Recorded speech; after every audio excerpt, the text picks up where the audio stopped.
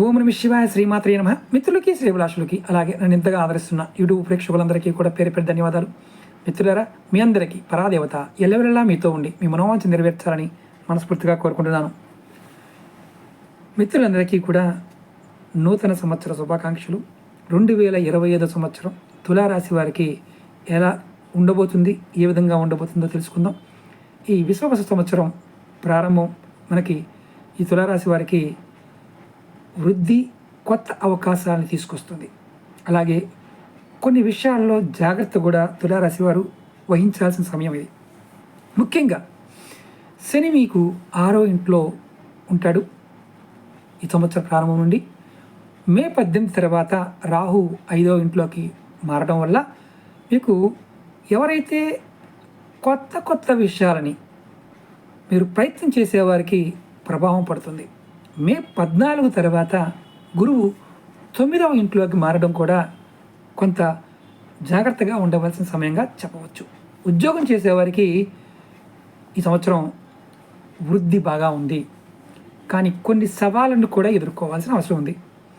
ఈ సంవత్సరం ప్రారంభం నుండి కార్యాలయాలు, మీతో పాటు పనిచేసే వారితో కొన్ని అడ్డంకులు ఎదుర్కొంటారు. అలాగే మే నెల తర్వాత నుండి ఉద్యోగంలో స్థిరత్వం వస్తుంది. ప్రమోషన్లు వచ్చే అవకాశం కూడా కనిపిస్తుంది. విదేశాలకు వెళ్ళాలనుకునే వారికి ఇది అనుకూలమైన సమయంగా చెప్పవచ్చు. అలాగే మీతో పాటు ఉద్యోగం చేసే తోటి ఉద్యోగస్తులతో మీరు జాగ్రత్తగా ఉండాలి. మీ నోరు పొదుపుగా ఉండాలి. ఎవరిని కూడా కామెంట్ లాంటివి చేయకండి, దానివల్ల చేస్తే మీరు ఇబ్బంది పడతారు. అలాగే ఈ రాశి వారికి సంపద, ఆస్తులు లాంటివి ఎలా ఉన్నాయో తెలుసుకుందాం. ఈ సంవత్సరం ఆర్థికంగా చాలా బాగుంటుంది, అనుకూలంగా ఉంటుంది. గతంలో ఉన్న మీకు ఆర్థిక సమస్యలు ఎదుర్కొన్న వారు ఎవరైతే ఉన్నారో వారికి ఈ సంవత్సరం స్థిరమైన ఆదాయం రావడానికి మార్గాలు ఏర్పడుతున్నాయి. అలాగే మే నెల తర్వాత ఆర్థిక వృద్ధి స్టెప్ బై స్టెప్ పెరుగుతుంది. అలాగే రియల్ ఎస్టేట్ రంగంలో ఉన్నవారికి, అలాగే విలువైన ఆస్తులు పెట్టుబడులు పెట్టడానికి ఇది మంచి సమయంగా మీరు భావించవచ్చు. మీరు ఇంకొకటి ఇక్కడ డబ్బులు ఖర్చు విషయంలో జాగ్రత్తగా పాటించాల్సిన సమయం కూడా ఈ సంవత్సరం తులారాశి వారు గుర్తుంచుకోవాలి. అలాగే కుటుంబ విషయంలో కూడా సంతోషంగానే కుటుంబ సభ్యులతో గడుపుతారు.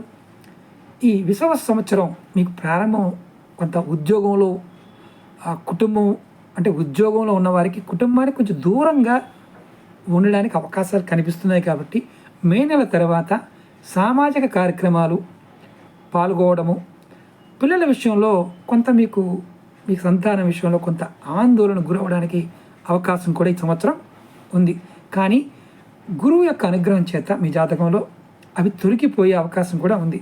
కుటుంబంతో కలిసి సమయం గడపడానికి మీరు ప్రయత్నించండి. అలాగే ఆరోగ్య విషయంలో ఈ సంవత్సరం తులారాశి వారు ఖచ్చితంగా ఆరోగ్యం మీద శ్రద్ధ వహించాల్సిన సమయం. ముఖ్యంగా మొదటి భాగంలో ఏప్రిల్ నుండి సెప్టెంబర్ వరకు కొన్ని అనారోగ్య సమస్యలు వచ్చే అవకాశం కనిపిస్తుంది.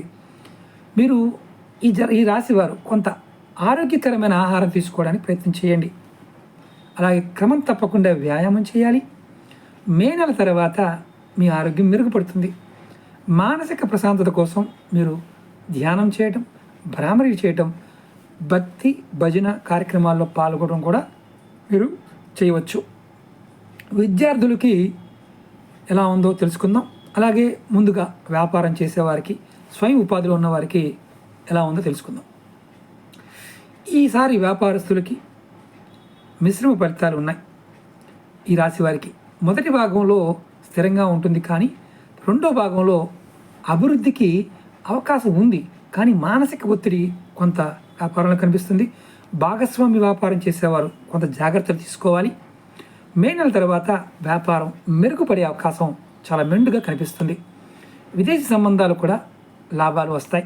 అలాగే విద్య పాయింట్ ఆఫ్ వ్యూలో విద్యార్థులకు చాలా సానుకూలంగా ఉంది, అనుకూలమైన సమయంగా చెప్పవచ్చు. పోటీ పరీక్షల్లో మంచి ఫలితాలని వస్తాయి. మే నెల తర్వాత ఉన్నత విద్య కోసం ప్రయత్నించే ఎవరైతే పిల్లలు ఉన్నారో వారికి మంచి అవకాశాలు కూడా లభిస్తాయి. విదేశాల్లో చదువుకునే ఎవరైతే పిల్లలు ఉన్నారో వారికి అనుకూలమైన సమయంగా మనం చెప్పవచ్చు. చదువు పైన ఏకాగ్రత పెట్టండి, ఇది మీకు చాలా అవసరం. ఏకాగ్రత తగ్గుతుంది. ఇప్పుడు ఈ రాశి వారికి ఎటువంటి పరిహారాలు చేసుకోవాలో తెలుసుకుందాం. రాహు గోచరంలో అంటే ఈ రాశి వారికి 5వ ఇంట్లో ఉండడం వల్ల కొన్ని పరిహారాలు రాహు నుంచి నిగుడు రావడానికి అవకాశం ఉంది. కాబట్టి మీరు రాహుగ్రహ సంబంధిత పరిహారాలు చేసుకోవాలి. రాహు స్తోత్రాన్ని చేయటం, అమ్మవారి మంత్రజపం చేయడం, ఓం దుమ్ దుర్గాయ నమః అనుకోవడం. అలాగే మీరు ప్రతి శని ఆదివారాలలో మీకు వీలైతే ఎక్కడైనా దేవతా సేవ చేయడానికి ప్రయత్నం చేయండి. దేవాలయాల్లో మంచి ఫలితాలను మీరు పొందుతారు. చీమలకు కూడా ఆహారం పెట్టండి, మంచి ఫలితాన్ని పొందుతారు. ఎందుకంటే ఈ సంవత్సరం మీకు కొంత రాహు యొక్క ప్రభావం చేత ఒత్తిడిగా ఉండడానికి అవకాశాలు ఉన్నాయి. అలాగే మీకు ఈ వీడియో నచ్చినట్లయితే లైక్ చేయండి. అలాగే ఈ వీడియోని 10 మంది మిత్రులకి షేర్ చేయండి. కొత్తగా చూసే మిత్రులు ఛానల్ని సబ్స్క్రైబ్ చేసుకుని గంట సింబల్ని యాక్టివేట్ చేసుకోండి. నెక్స్ట్ వీడియోలో మరొక రాశి వారి గురించి మీకు చెప్తాను. అలాగే మీరు అందరికీ నా వినపం ఏంటంటే పరిపూర్ణమైన నమ్మకం, విశ్వాసంతో, భగవంతుడి మీద నమ్మకంతో మీరు భగవద్ ధ్యానం చేయండి. మీకు సమస్యలు తొలగిపోతాయి.